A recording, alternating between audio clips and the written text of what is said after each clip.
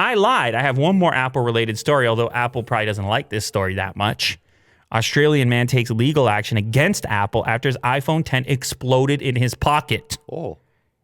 Nobody wants this. Nobody wants to have that type of day. First of all, and we can't ignore this, if we look to the right, we got some denim action going on. Is that quite a bit of denim going on there? Or am I only looking at one piece of denim? Okay, that's just the... He flipped it inside out. That's just his pants flipped inside out. I thought it was a shirt. I thought it was a denim shirt. Oh, right. Where the pocket was, coming down over top the denim product on the bottom. Full denim. It's a real denim commitment once you have the denim up top, denim down below. Yeah. You see it happen from time to time, and I got to be honest, I don't mind it. It's got a work-like feel to it. Kind of a gold rush type of reminder. Levi Strauss. You know what I'm saying here, Will? Sure. You don't know what I'm saying. Timberlake. I'm not looking for these people from, when is this? I don't want to see the early 2000s. I want to see the dude, I want to see I want to see some Gold Rush. You need to give me Gold Rush. Full denim, Gold Rush. This is what we're looking for right here. I like, him? Yeah, he'll do. That'll do. He's not full denim. He's not full denim. No, we need better. Those guys, California Gold Rush. I need these guys right there. Okay, this is what I'm looking for. Okay. The dude in the middle there, you see denim, right there, sitting down, denim. Yeah. He's ready for anything, this guy. It's all work all day. Rugged. He's putting, those clothes are tools, man. That's not a fashion, it's crazy. Isn't it crazy? Originally, the material engineered for the hardest working types becomes the fashion thing. Yeah. You see how that goes? It's meant to be muddy. It's meant to be beat up, and then you have the raw denim trends, and people are washing their jeans, and all of a sudden everybody's mining for gold, and they're really not mining for gold. But no. How about Timberlake, by the way, and Britney Spears? They show up full denim across the board, and wow, I mean that. What a style! That's hard to believe they showed up like that. That they were able to sign off on such a thing, but. Anyways, getting back to the main story here. Tangent alert. We need a whoop. Yeah. Let people know. This guy claims he's just actually happens to be, I don't know if it's a scientist. Robert DeRose was sitting in his office when he felt pain in his leg and heard a fizzing sound coming from his pocket. I heard a faint pop sound followed by a fizz and then felt intense pain on my right leg, so I immediately jumped up and realized it was my phone.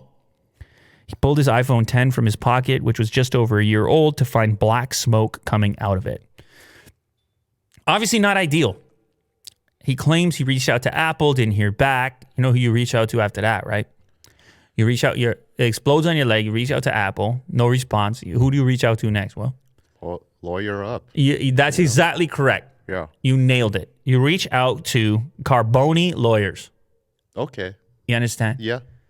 And then you try to also link up with anyone else who's ever had an issue similar. Just tweet it out.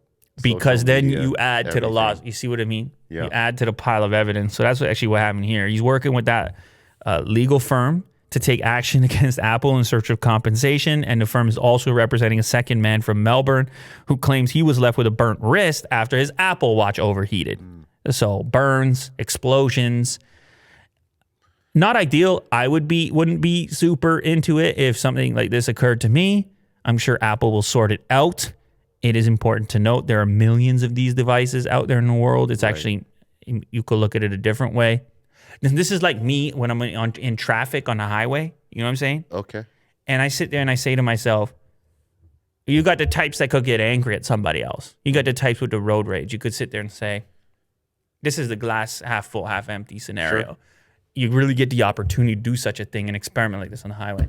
You could say to yourself, that dude is such a jerk. Look what he just did. This highway is a nightmare. It's a mess. Or you could take the other approach, which is, this is incredible that this is functioning at all. I know. All these heads. All these lanes. All these personalities and all their lives and everything everybody has going on and all the things they're trying to do while driving. Mm-hmm. All the play buttons they're trying to hit and pause and pings and drinking a coffee. And here we are all traveling at this pace.